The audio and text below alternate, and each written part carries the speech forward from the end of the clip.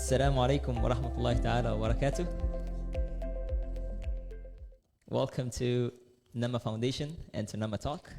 Nama Foundation is the international funding organization specializing in CSO empowerment, youth employability, upskilling, and education. And Nama Talk is a flagship program under Nama Foundation whereby we invite experts to share their experiences with the communities in areas that are of great importance to the societies. Today's topic is about Waqf. It is one of the most important topics in today's world, given the financial difficulties that we're facing. As many of the experts have put it, it's the sleeping giant in the Muslim world. It is $1 trillion industry that is not utilized properly. It was once the main financier of education, healthcare, poverty, relief, and even defense in the Muslim world. But unfortunately, over the years, the role of Waqf has diminished. And instead of it being the main financier of the Muslim Ummah, it has actually become a liability. Today we're lucky, we have two distinguished panelists with us. Professor Barjoyai from UNIRAZAK and Brother Abdul Muhsin Sharif from Waqf Holding Berhad.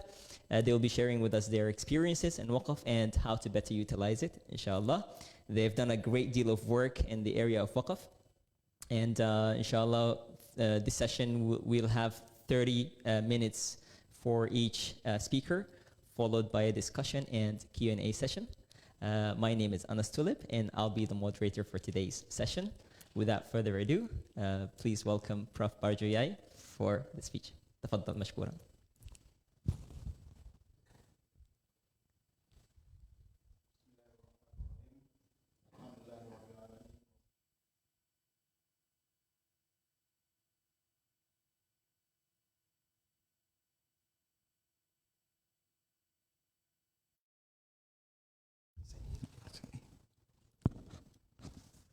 Bismillahirrahmanirrahim. Alhamdulillahirabbil alamin wassalatu wassalamu ala asrofil anbiya wal mursalin sayyidina Muhammadin wa ala alihi wa sahbihi ajmain. Bismillahirrahmanirrahim. Rabbi israh li sadri wa yassir li amri wahlul 'uqdatam min lisani yafqahu qawli. Assalamualaikum warahmatullahi wabarakatuh, and greetings to everyone. His Excellency Dr. Saleh, the CEO, Brother Anas, the moderator, fellow speaker, Brother Abdul Muhsin. Alhamdulillah, thank you, Nama Foundation, for inviting me to this Nama talk. Inshallah, I will try to make use of this to propagate something, ideas that I may have, that I can contribute to the Ummah, to the society. The topic of my presentation is on Waqf inclusion. All this while we have been talking about financial inclusion, and this is the conventional model. And in the conventional model, essentially, financial inclusion is like a hallmark for a country to be regarded as civilized. They must achieve a certain percentage of financial inclusion.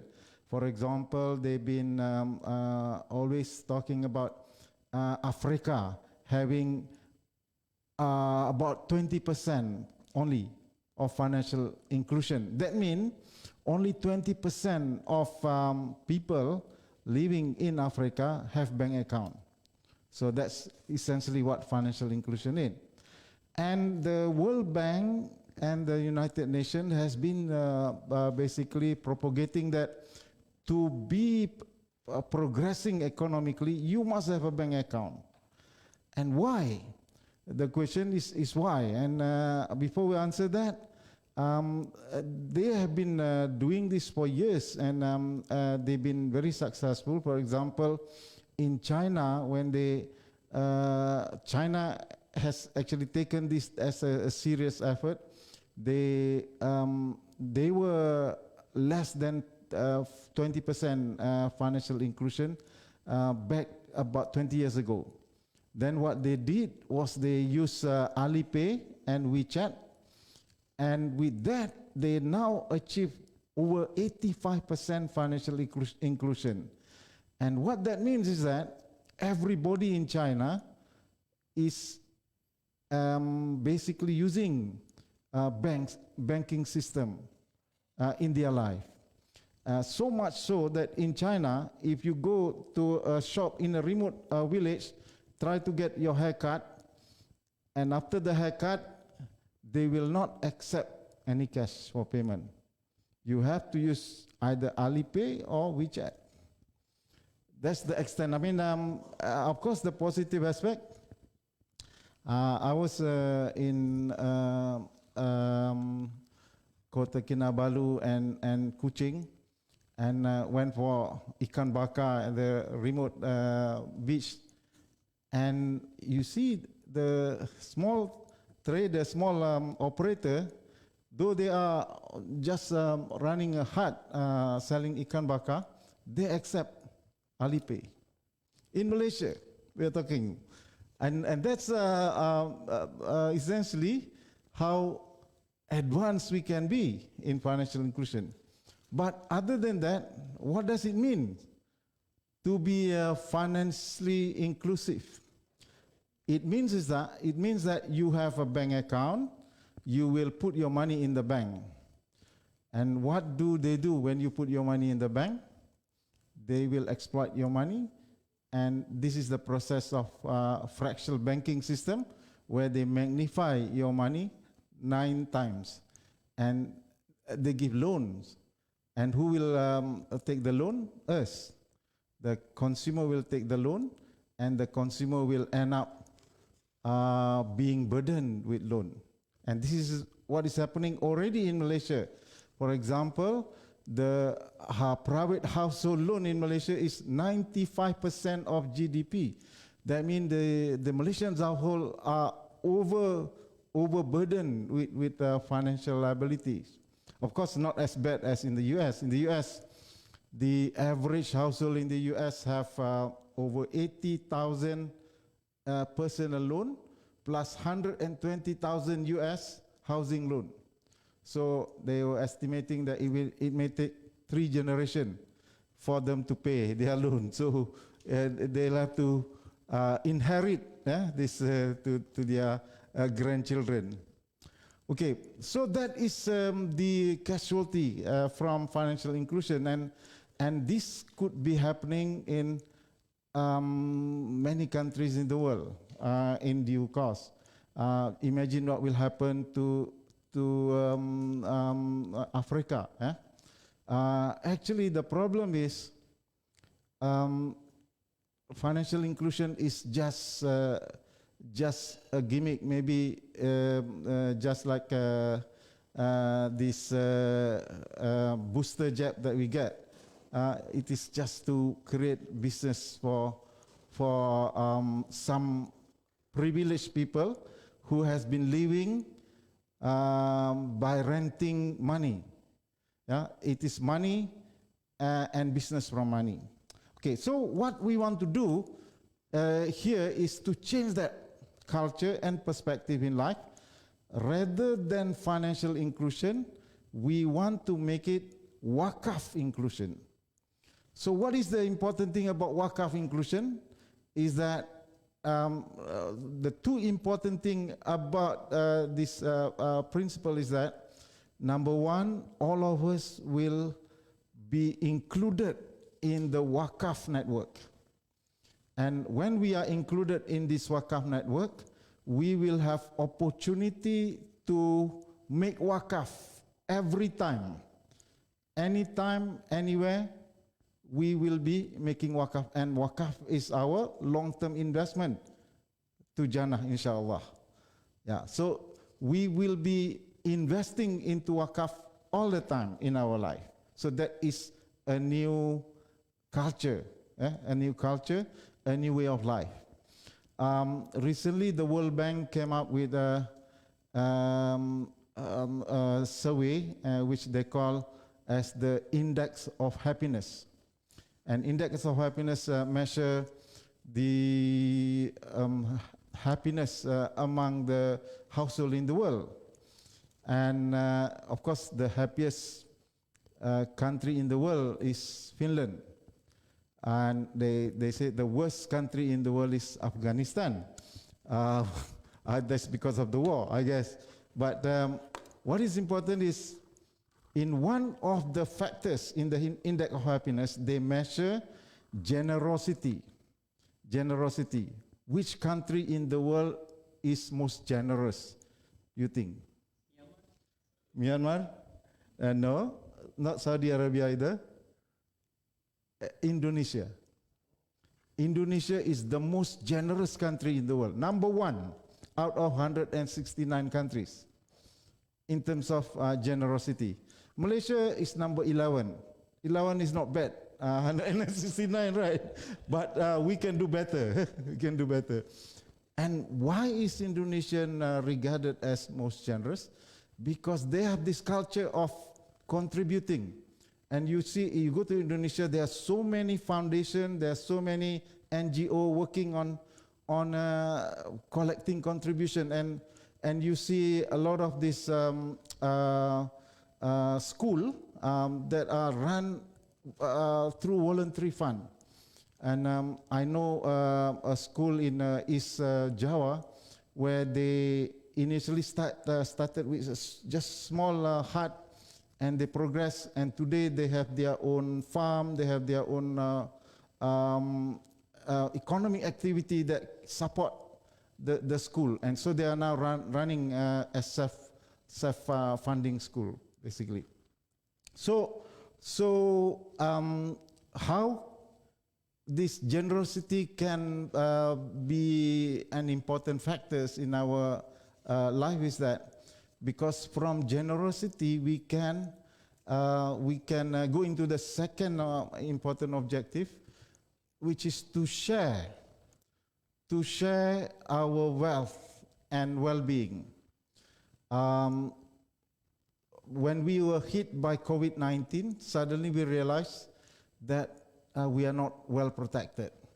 There are some households that the head of the family lost their job, and they end up having to sometimes move from a proper house to become homeless. And this is how fragile our life is. And if we can protect each other, we protect each other by creating this endowment fund. And this endowment fund is collected through Waqf, and this will then be invested, and the income from the investment will be used to protect all of us.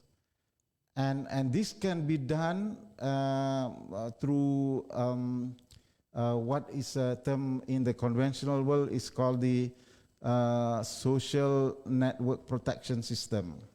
But essentially what it is social benefit.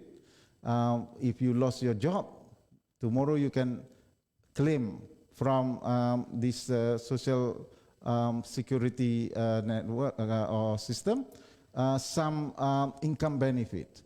If you are faced with a calamity, for example, you can also claim some compensation and so on. So this is what we need for the Muslim. If we can create a system of social network protection system where we protect each other. And how we protect each other is by keep contributing into this fund. Once we contribute into this fund, we are Waqf inclusive. Not only that we are member to this club that keep on contributing to the fund, but we are also protected by this fund. Whatever happened to us, we know that we are well protected. And imagine the size of this fund if we could create a mechanism where every time we pass the toll, we donate 1% of the toll fee into this fund. Every time we make a purchase in the supermarket, 1% go there. Every time we purchase in the market, the wet market, also 1% go there. And every time of our life, whenever we go for Shopee also, we can deduct 1%. And this can be done today with digital system, because everything can be programmed in such a way that we arrange that 1% or even half percent of our purchase will go into this fund. And essentially, if we could create that, then we are financially, or rather we are Waqf inclusive, which is beyond the financial inclusion that we described or that has been projected in the conventional fund. That is essentially what I was going to present, but perhaps, I mean, it would be more interesting to get feedback later rather than to go through the script, which is actually I prepare a 30 pages PowerPoint, but in essence, this is what I want to take. I want to share with you how we can create this fund. And in Malaysia, the government has been talking about this social network protection for some time, but the government said we don't have the fund to start. We cannot afford it. But actually we can afford, we are more than able to start it, because in 1993, when the Norway government discovered oil in the North Sea, they started a fund which they call the Oil Trust Fund. And they create this endowment fund, and they put in all the money from the oil fund into there.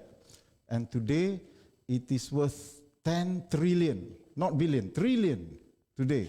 And so today, 30% of the government revenue from for Norway, government expenditure, come from this fund. And every individual household in Norway is guaranteed a house. So there's no homeless in Norway. Everybody is worth more than 1 million, because each house is worth more than 1 million. So that's how they create wealth. That can really mean sharing wealth. And this is what we need in Malaysia. Malaysia has been rated as one of the country that has went through a miracle growth over the last 75 years. Especially in the period between 1980 to 2000, we have grown so miraculously high that the World Bank rated Malaysia as a country with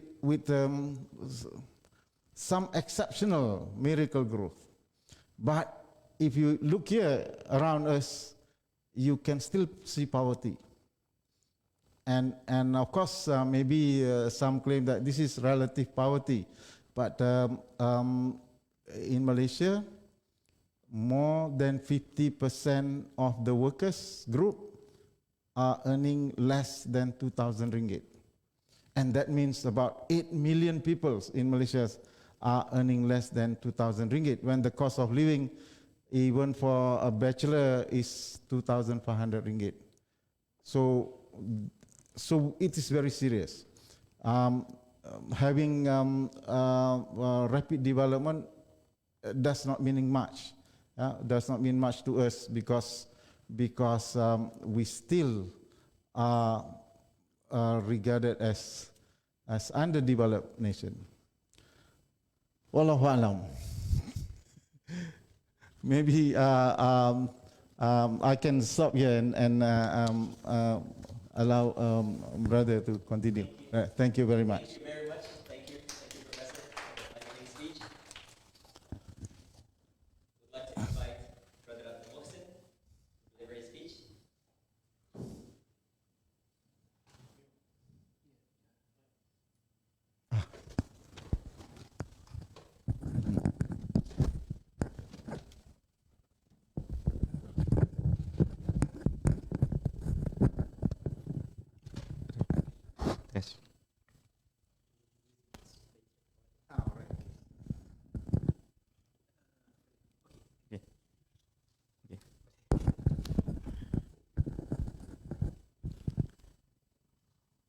Bismillahirrahmanirrahim.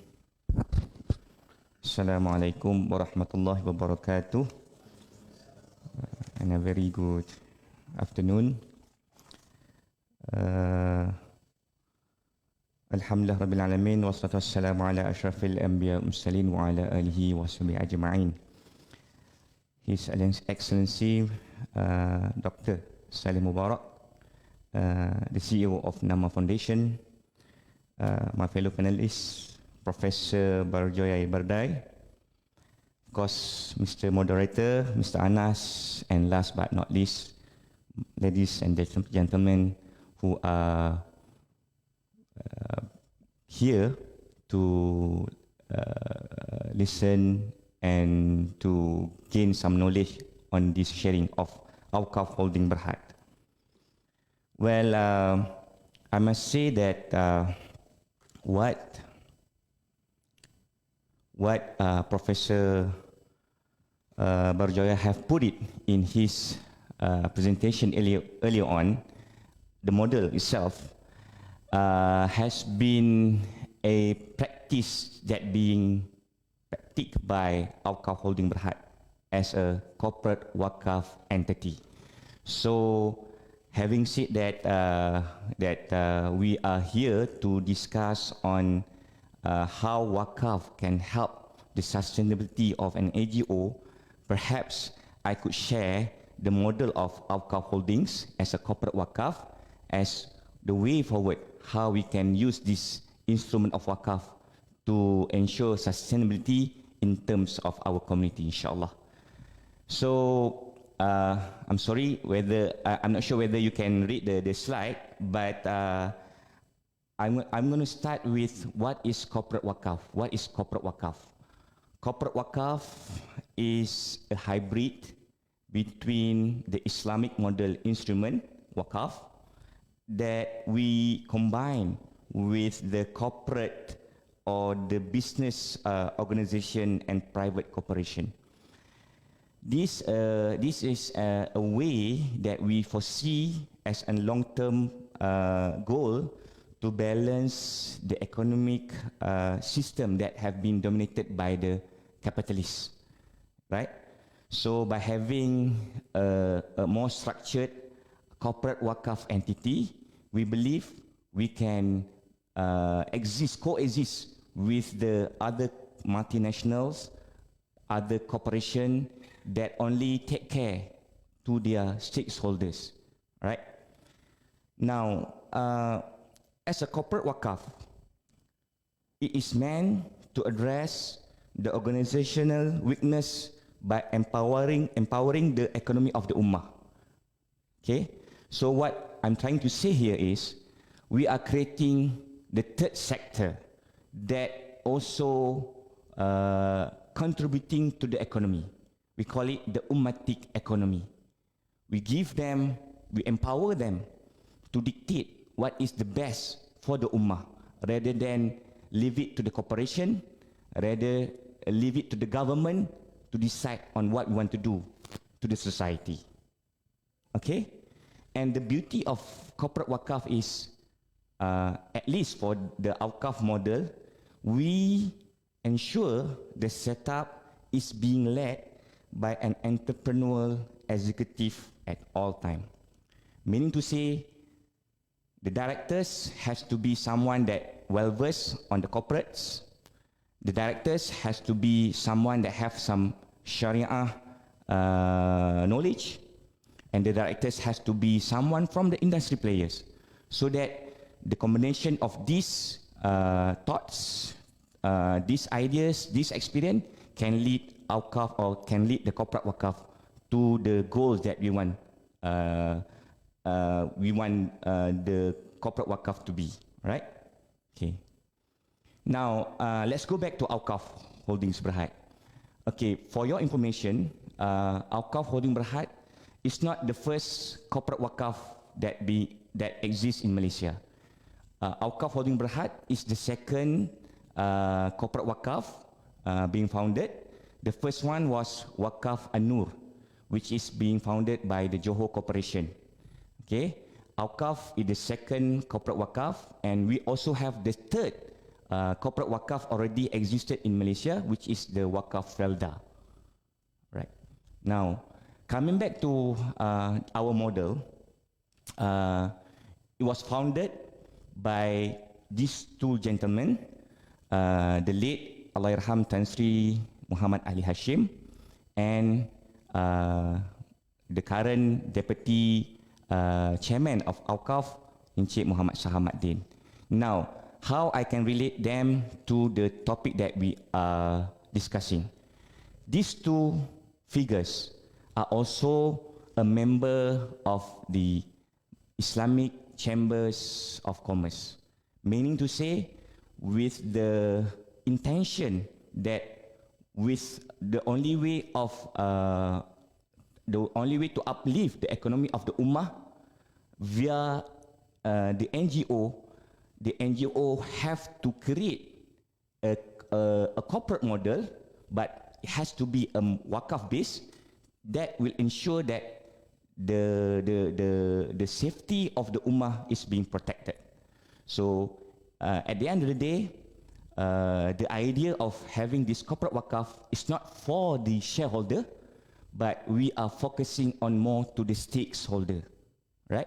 So it goes back to what have Professor put it earlier in his talk, that we have to have inclusion within the community to make this a successful model. Then inshallah, we believe this is a way forward for us to move in this current situation, current economic situation. Okay. Now, how we define this as a corporate Waqf? First, this Waqf corporate or Waqf holding is established under the Act of ROC as a company limited by guarantee, CLBG, and our mandate is to develop the Waqf asset through the fund or endowment put by the public to this entity. And we were given the mandate to do some investment as well as businesses to ensure that the return will go back to the corporate, and later part I will explain it further how we distribute this wealth to the community. Right. Okay, again, this is how we combine between the corporate and the Waqf model instrument. First, Awqaf holding must be registered under Suruhanjaya Syarikat Malaysia ataupun Register of Company. And second, as a Waqf corporate, we also have to get the license from the Islamic State Council to ensure that we are given the authority to collect Waqf fund from the public. Okay, and Alhamdulillah, when we started in year 2015, we managed to collect around 300,000 ringgit, but until last year alone, we have managed to collect up to 13 million ringgit. Alhamdulillah. Okay, and if you look at the slide or the table, I put there concept, community-driven and ownership. Right. Now, the beauty about corporate Waqf is you can create the model itself can be created into different model. For instance, the Waqf Nur was created, yeah, to receive all the shares under the company of Jacobs. Yeah, meaning to say Jacob have Waqf part of their shares into one Nur, and the market, if the market goes high, meaning Waqf Anu will generate income from the profit of that stake, the shareholder that that been Waqf to them. Also goes the same with Waqf Felda. They have a different kind of concept altogether. Waqf Felda only focus to the penoroka, or in English is settler. Yeah, the settler where the government have put them in certain areas all over Malaysia, but they never been protected by the system. But with Waqf Felda, we hope that their land, their asset, even their what we call it life will be protected through this Waqf to Felda, and later on being used to their benefit, to the people of Felda. Okay. Now this is how we got it started.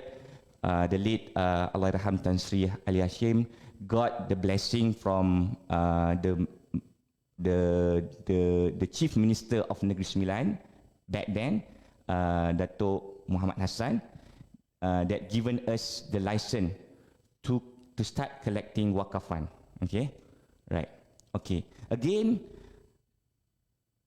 in order for this model to work, it has to be coexist between governance and compliance by the respective party entity.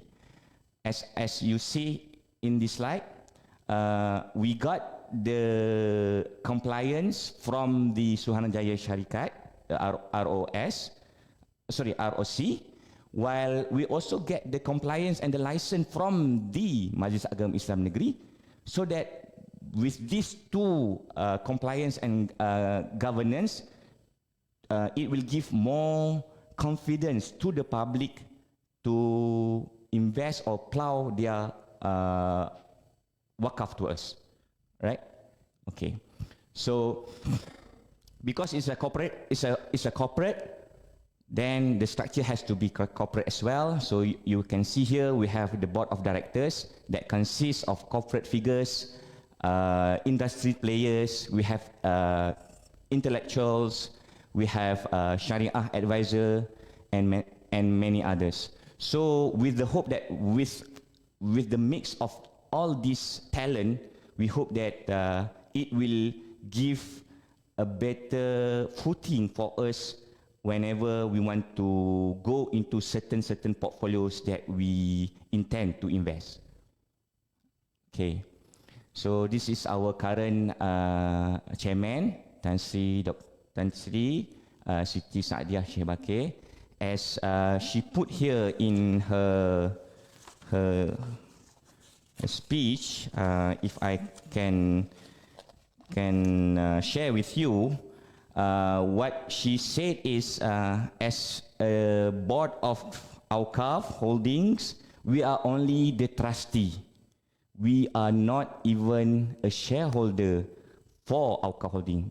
We were given an amanah to run the business, to ensure that we get a very good return to Awqaf, and later some of the portion will go back to the business and some will go to some of our charitable under us. Okay, and that is what she said.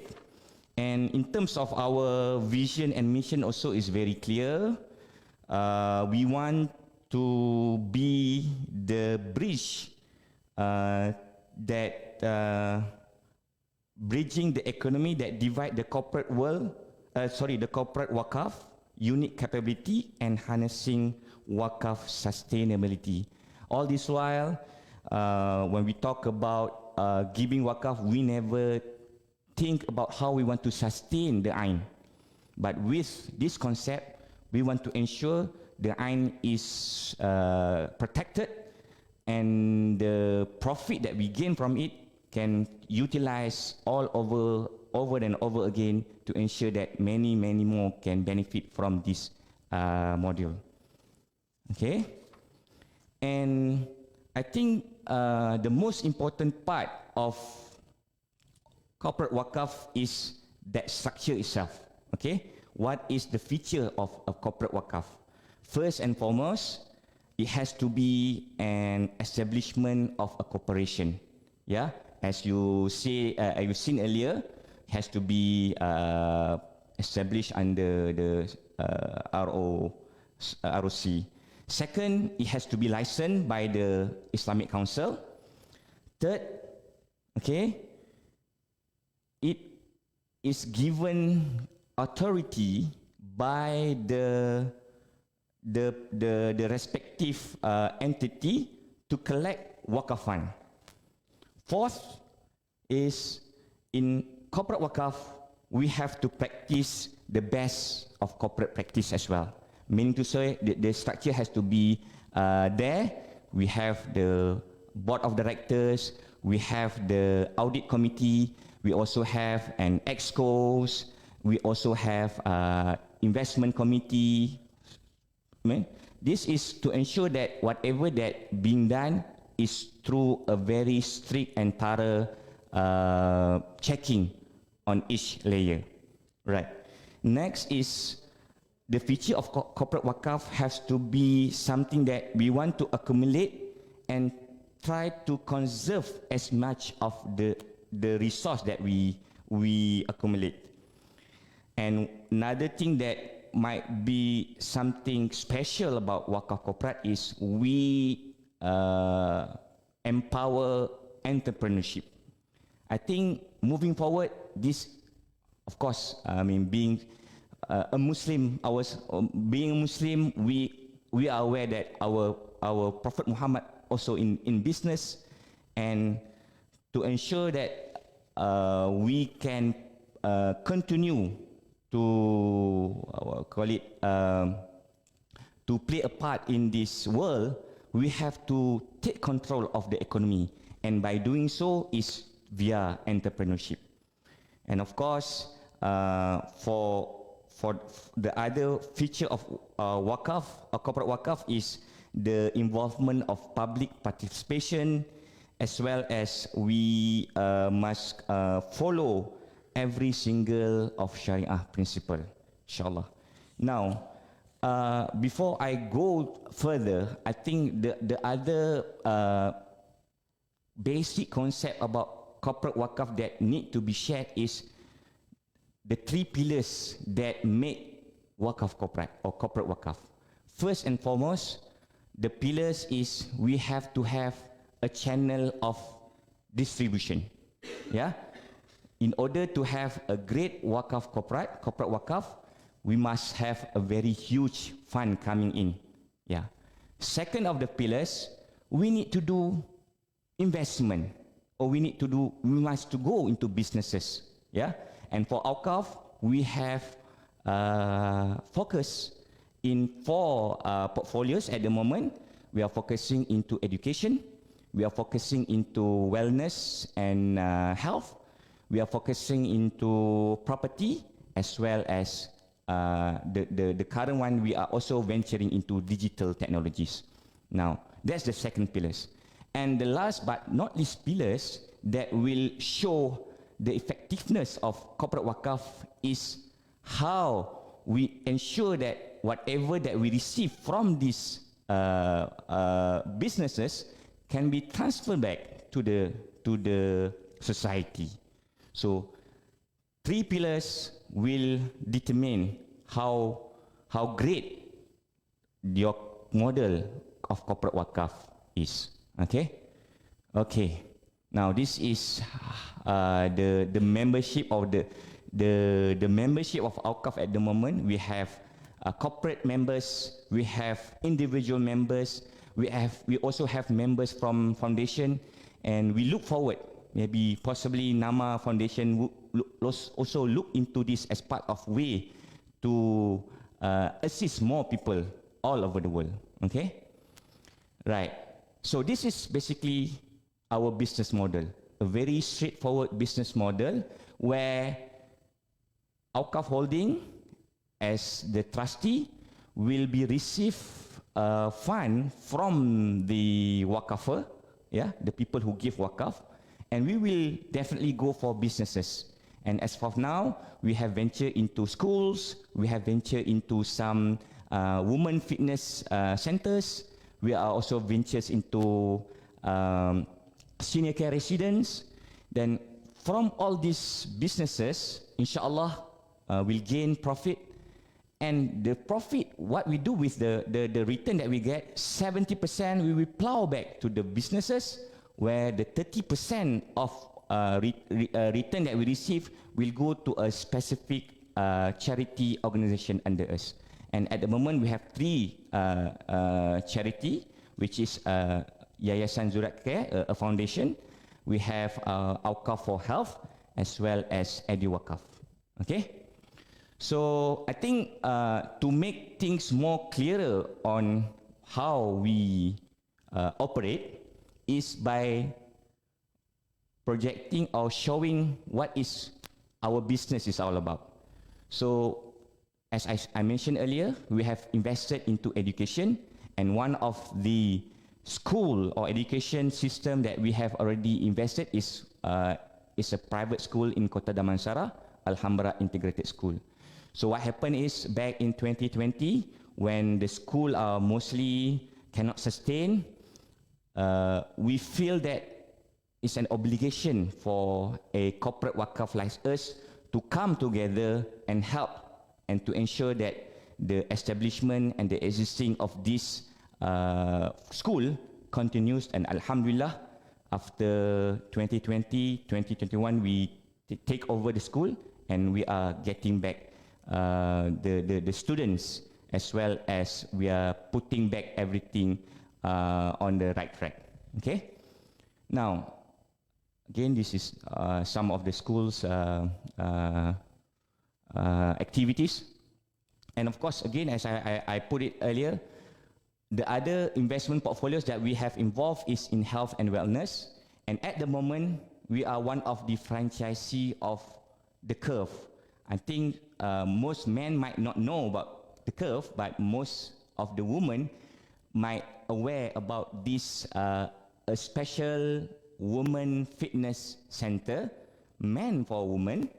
And at the moment, we have 2 center, one in Bukit Jelutong and one in Setia Alam, and we are going for the next one, inshallah, next year in Bangi.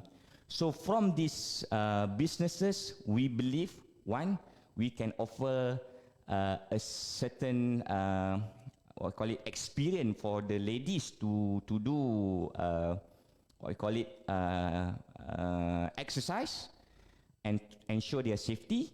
Second, we believe from these franchises, we also give opportunity to young ladies to become trainers, coaches, and later on they can lead these centers as we grow and grow. Okay.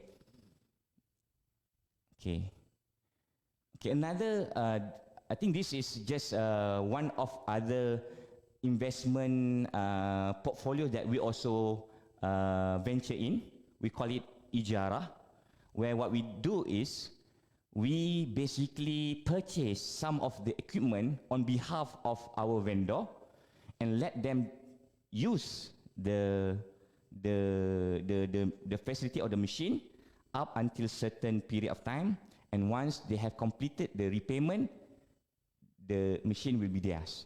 So in a way, as we are on a better footing to in terms of funding, I think this kind of approach can be expand further, not just for medical devices, perhaps in helping on project financing, inshallah. Okay, and this is our latest investment that we are venturing, which is senior care resident. Alhamdulillah, we have opened our first senior care resident in Jalan Damai. I think it's very near here. I think it's opposite this building, after behind Intermark, right? Yeah, yeah.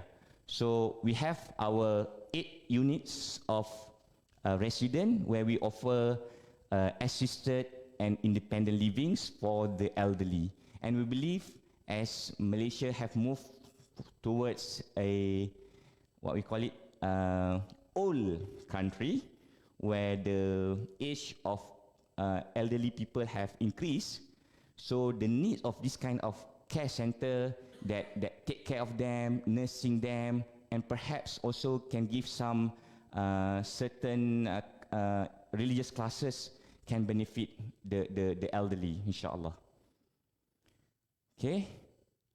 Now, as I put earlier on the three pillars on corporate wakaf, I talk about the wakafer, the one that plow the endowment to the company.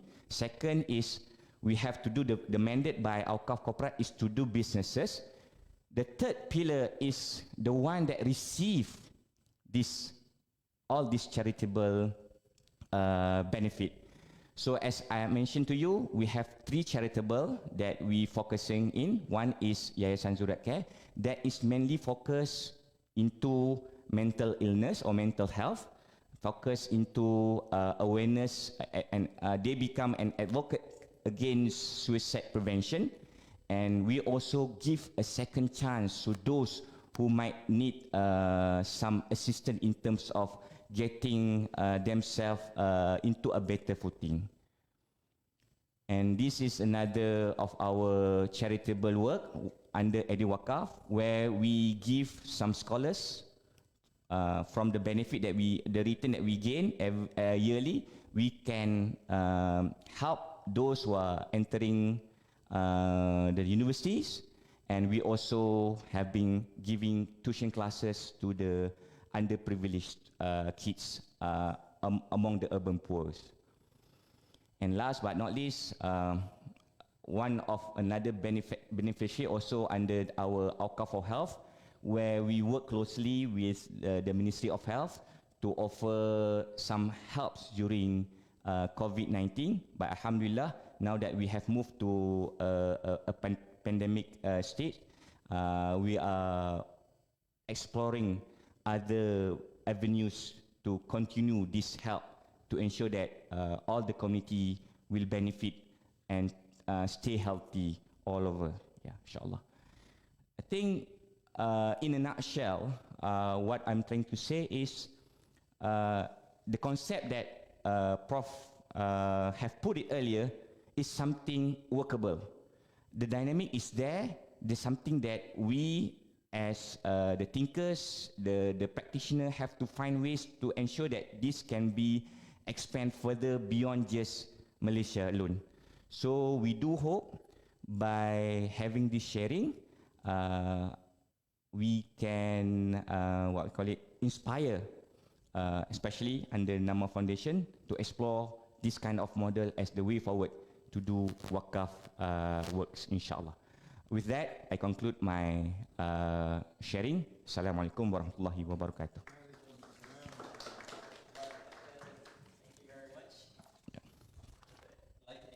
Thank you. I would like to invite the Okay. panelists right, so that we can have a discussion, Boleh. and then we can also open the floor later for questions.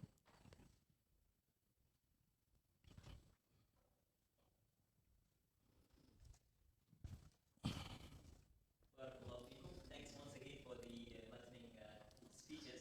Thank you. Very interestingly, you mentioned about one of the most important things. Yeah. That the Waqf industry is suffering from, which is the not having the right people on top of the job. Yeah. So, as many people say, Waqf is asset rich but cash poor. Yeah. So many assets, but it's not really well utilized in order to generate cash from it and to help the societies. Maybe you could help. I mean, the model that you're doing, and as you mentioned at the end of the speech, maybe inshallah in the future, if the model is practiced well and all, maybe we can also inspire others. Yes. And help them implement the same model so that we can have the right people use the assets. Yeah. That we have. Yes. And also maybe if you wish to address this topic a little bit more, Yeah. about having the right people on top of the Awqaf project. Well, I believe that the structure that we have at the moment in Awqaf have given us that room to explore beyond just what might we have or understand about Waqaf. Because when we talk about Waqaf corporate or corporate Waqaf alone, it has expand just on not it. You cannot see it as just a Sharia obligation. Something not, Waqf is not something like zakat. Waqf is something that an opportunity for the Muslim to not just help us, but to help the rest of the world, inshallah. Because you can see now the disparity between the wealth and the poor is getting wider and wider. There is no model that is practical at the moment. You talk about capitalists, you talk about socialists, you talk about communists. Nothing that can give a very fair justice to the people.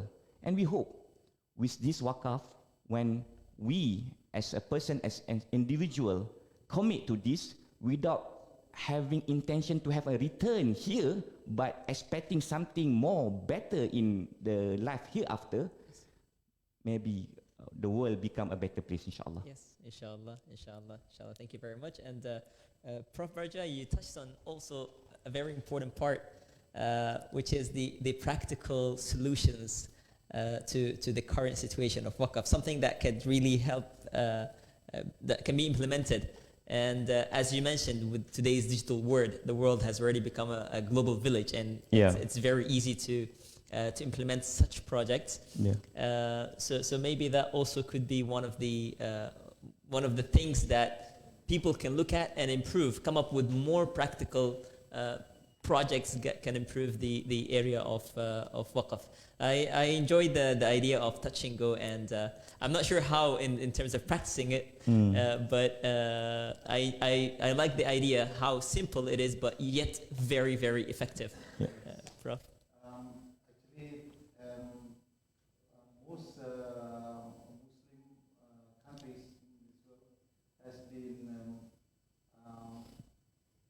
blessed with a lot of natural resources, and all the oil producing countries are basically Muslim countries. And now we have new resources. I mean, Malaysia, suddenly we discover this rare earth that is estimated to be worth trillions of dollars. And but if we do not take care of these resources, it will be just like what happened before. I mean, we have a lot of things in Malaysia, and it is all gone, for example. And the same thing in Africa. I mean, they have a lot of gold, but now it's gone. So what we need to do is to go back to the basic Islamic economics. And one important thing about the Islamic economy here is that, I mean, if we read the Quran, every time Allah subhanahu wa ta'ala mentioned about water as a very important resources. And in the conventional economy, water is not even regarded as a resources. It is it's just land, labors, and capital. But actually, water is the source of everything, and we should try and go deep into these resources and see how we could capitalize water as an important resources, and we can create that. I mean, during the Prophet days, water is actually he prohibited us from selling water, because water is supposed to be free for everyone. It is everybody's right to live. Yeah. But the Jew, of course, think differently, and they sell water. And this is why I think Osman bought the well and let it free as Waqf. And that's the original concept of Waqf, because everything in this world belongs to Allah, and we are just the administrator, the trustee to that wealth. Okay, so back to the perspective here. I mean, if we can accept that fact that all resources belong to Allah, and we are just the trustee, the Khalifa.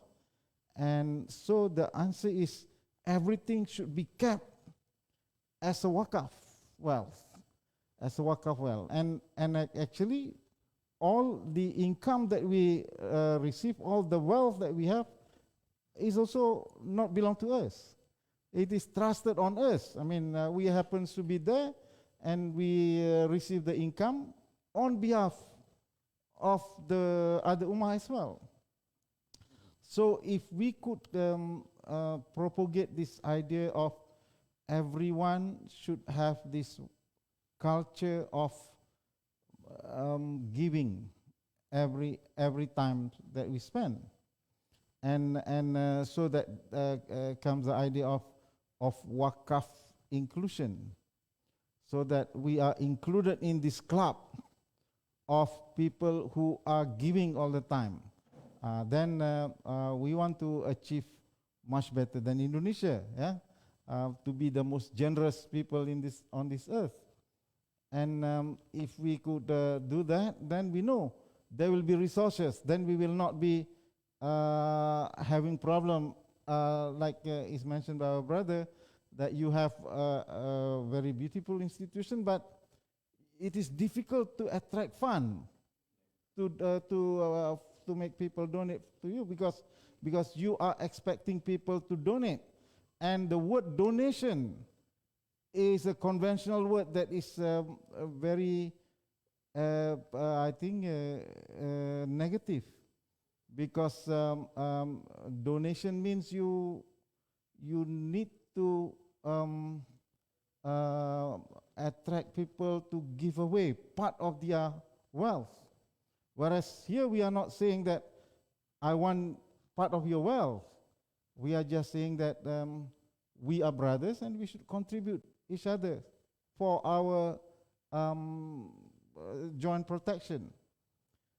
So we need to create this institution, and I mean, I've been propagating this to the government also, that in Malaysia we have plenty of wealth. I mean, as a state, the government has Petronas, the government has Khazanah, and a lot of the government-linked company.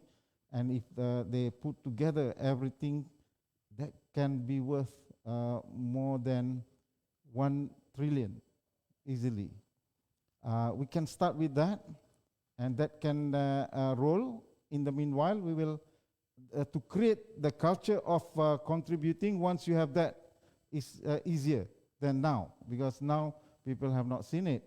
And for the government, they should look at this as a way to solve their long problem. We're talking about sustainability. And in Malaysia, we have problem in our government expenditure every year. Our pension fund is not sustainable. Our government salary is not sustainable. And our subsidy every year, 80 billion, is not sustainable. When we say it's not sustainable, that in a very near future, we will have financial problem in trying to find resources to fund this. So how to make it sustainable is to have this continuous flow of fund. I mean, how Norway has done it, I mean, is so beautiful. That is, to me, an example that we can learn, even though it is from the conventional, but perhaps, I mean, this is the way Allah has led us. I mean, showing example that is done by the non-Muslim.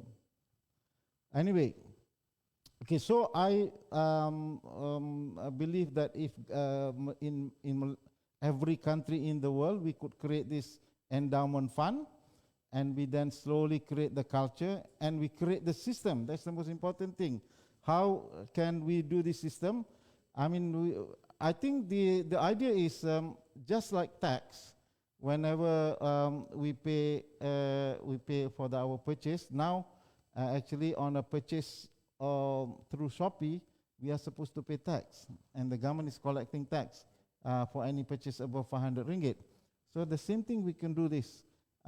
It is just a matter of collecting and channeling into the institution. And if we have one national institution that is trusted by everybody, of course, we need to have all the governance rule to make sure that the institution is credible. Allahu Alam.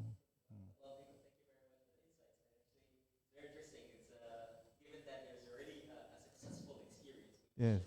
Example, it's very important that there is already a successful experience that we can, even though it's conventional, but we can fine tune it to Yes. match the Sharia compliant, to be Sharia compliant. I'm gonna open the floor for the participants to either, if you want to join in the discussion or you want to ask questions, you're free to do that. But before I open the floor to the participants here, I would just like to remind our great brothers and sisters online, participants online, to please, if you've got any questions, please write them in the chat box. If you've got a chat box, please do write if you have any questions. Yes. We have first question from our Zoom. Going to Brother Abdul Hussein. Would Waqf Holding consider investing into Sharia compliance companies and startup listed on a crowdfunding platform? Issuers including Malaysian tech companies, social enterprises, wellness companies, agriculture, and more. Well, again, Waqf expanding to explore beyond the portfolios investment that we have at the moment. But it will depend on, again, as I put earlier, the continuous support by the public through Waqf, that can be used as the capital to invest in these selected companies, such as in agriculture, SME, and whatnot.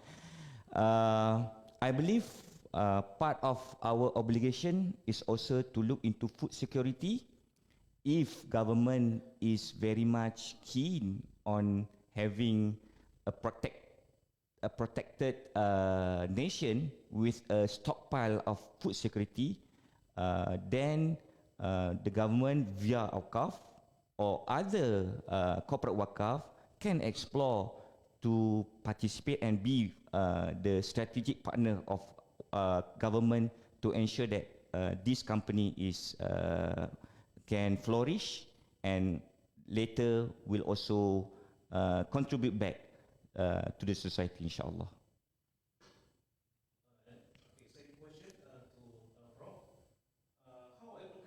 Is Waqf to small NGOs? We have to look at the NGO as the operator in the third sector economy. So we have that third sector economy, which is the voluntary sector. And the voluntary sector today has contributed more than 30% of the world economy. If you look at the Netherlands, for example, cooperative society is considered as voluntary sector, and they contributed 85% of Netherlands economy, and they have the biggest bank in the world, cooperative controlling in Netherlands. So we look at this NGO initially as the recipient or the beneficiary of this Waqf.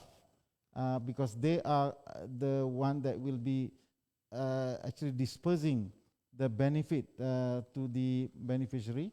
But in the longer term, they must operate as social enterprise, so that they will be also generating their own fund with the main support from the Waqf.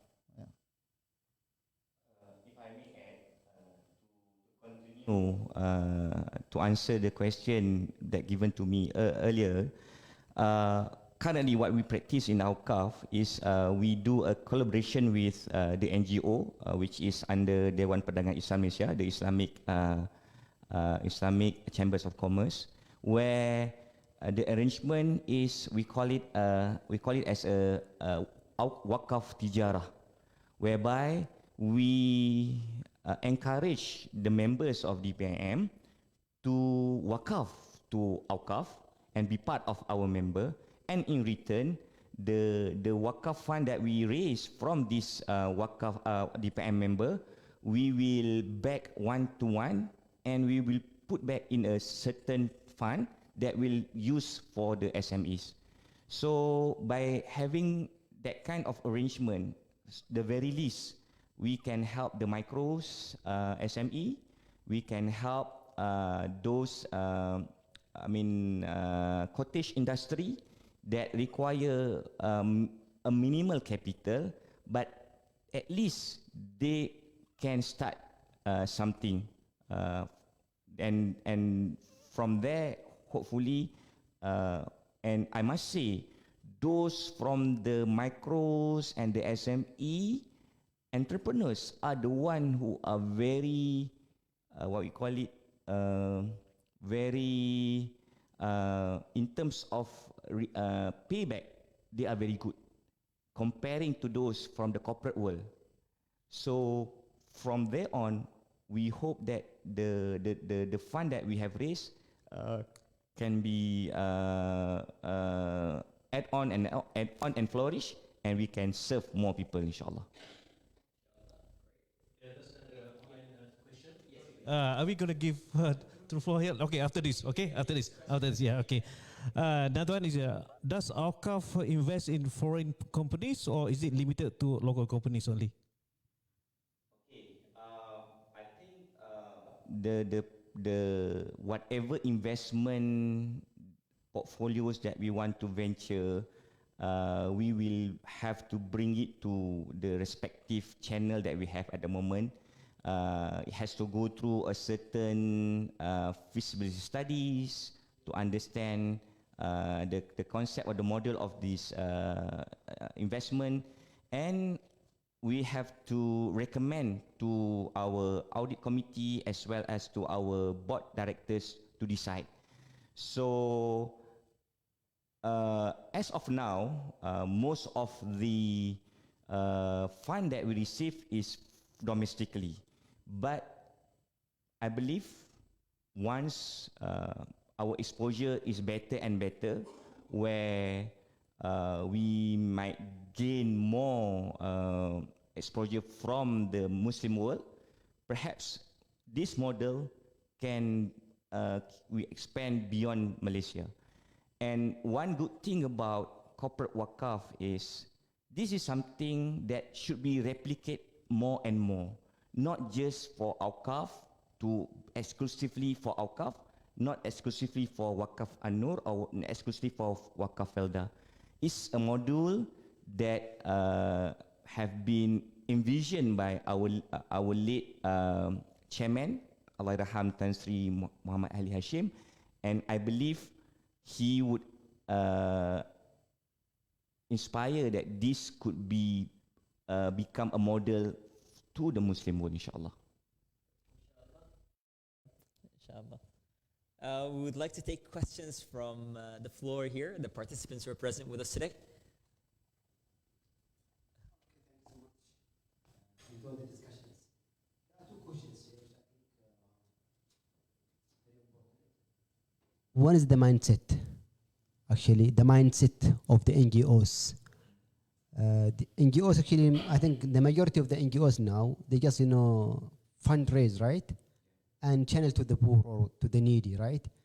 There's no sustainable, chain at all, ecosystem.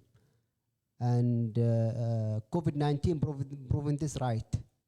A lot of NGOs, when they fail to make fundraising, they shut down, right? The majority of them. That's one.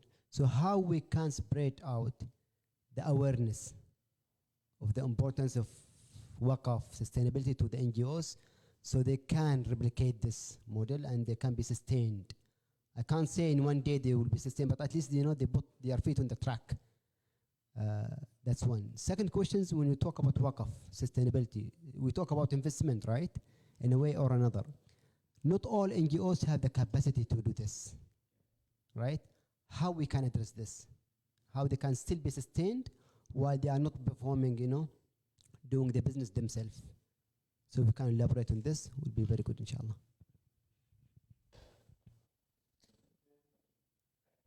Thank you, Doctor, for the question. For the first question, in my opinion, as NGO move to this new way of doing things, NGO not just have to be sustainable, but NGO also have to be practicing good governance. By having this, what we call it, practice coexist together, sustainability and good governance, then it will create trust among the publics that they are doing right for the community, inshallah. So, yeah, I think the basic of NGO moving forward is not just about having a sustainability fund coming in, but to ensure each and every fund that came in is accountable. Likewise, like what Professor had put it earlier, when we have a pool of money come in, it's just a matter of channeling. But we also have to have a very good system to ensure that this fund is accountable and used for the sake of the ummah. Okay, that's just for the first question. I think for the second question, NGO have to start build a new culture in the setup that they are a profit organization that, even though it's an NGO, even though it's not should be a profit for themselves, but they need to put a module that make profit that will give to the others. They have to culture, do have to build new culture in the way they are doing things. One. Second is they also need to understand that there are many models out there that can incorporate to them. I give you a great example how Waqf Anu works. They are not a totally investment body, but they are a body that was given a very portion of shareholding Waqf to them, that they generate a certain amount of profit every year that they can use to the benefit of the people. So if this NGO can approach us, corporates, and say to approach to the corporate and promote that they are doing some social economy works, perhaps the corporate would think differently and help them, and they will have a very strong foundation to do a lot of charity work, inshallah. I think the problem in Malaysia and also elsewhere is the misconceptions of the word wakaf. Wakaf must be differentiated from sadaqah or jariyah. Now, when you collect wakaf fund, the fund cannot be touched. The fund cannot be just spent and given away to the beneficiary, because that's not wakaf, that's sadaqah. To be a wakaf, there must be an endowment principle working. That means the fund collected must be invested. And then only the income from the investment can be distributed to the beneficiary. Then it will be sustainable, because the principle will stay there and will grow. And this is the problem. I mean, if we, for example, we create a wakaf, and we try to invest, but some micro businesses, NGO, they want to start social enterprise, a small business, then they ask for the wakaf fund to invest in them. Then the problem is the decision on the investment is no longer based on the principle of investment. It is based on the principle of helping. So it is actually the principle of beneficiary, not the principle of investment. So you compromise the viability of the investment in your investment. And as a result, if the project fail, not only the project fail, the whole Waqf will fail. So we should have a professional institution. Like our success story in Malaysia is, of course, the Employee Provident Fund. The Employee Provident Fund in Malaysia is well recognized as one of the best investment institution. It has generated a return of up to 8% per annum. I mean, of course, on average, they are giving 6% per annum. And that is huge. I mean, now it is managing over 1 trillion fund.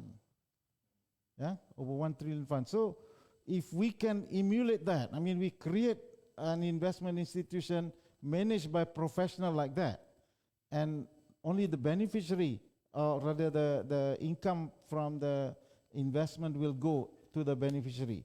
And in this beneficiary, we can create another level where we invest, for example, in the micro businesses, in the SME businesses. But that is in the form of beneficiary rather than investment at the Waqf. So then it will become more sustainable. Wallahu a'lam. Thank you. Sheikh Ghani, do we have questions from online?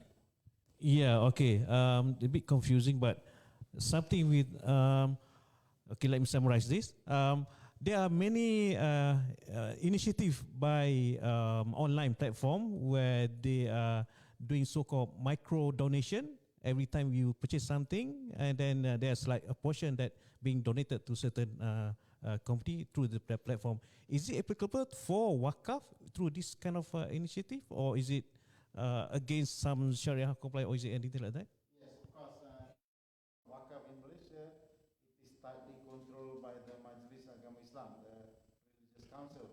So in fact, you need to be a mutawali, an appointed mutawali before you can collect any fund. So if you don't, then you cannot call it Waqf. You can call it Donation. a donation. But I think the question was about was more about the Sharia aspect of it. Are we allowed? For example, I think if I understand it correctly, you know, when you go to McDonald's, for example, they've got the screen now, and whenever you want to pay, they will ask you to round up or to pay a $1 ringgit donation. So I think the question is coming from there, the idea that you mentioned as well with the touch and go and all. Yeah, so the Sharia aspect of it. That's the question is about the Sharia aspect of it, not the regulation. The question is really very much on this micro donation concept. Is it applicable to use as a Waqf also? Yeah. Yes, the principle can be used, definitely. I mean, it is just a matter of changing the principle and relate it to Waqf. Of course, we need to formalize the institution first. We have the authority to become mutawali, and we appoint this institution as the sub-mutawali, so that they can collect on behalf of the main institution. Then it will be channeled to the institution. And then it is the institution job to make sure that the fund is well invested, and the benefit from it will be well distributed to the beneficiary group. Yes, that's an excellent idea, actually. Yeah. Start that kind of concept. No, sir. Inshallah, hopefully. Anyone from the floor here, the participants, would like to ask any questions? We'll give you the opportunity. The online participants have been more active. Thank you very much. So, do we have any more questions from online?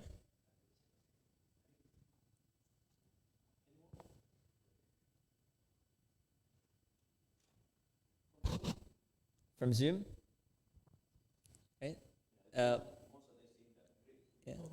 Thank you very much. And of course, we are blessed to have the distinguished panelists today with us who have done a great deal of work in the field of Waqf. And such great ideas, alhamdulillah, were shared with us today. And hopefully, bi'idhnillah ta'ala,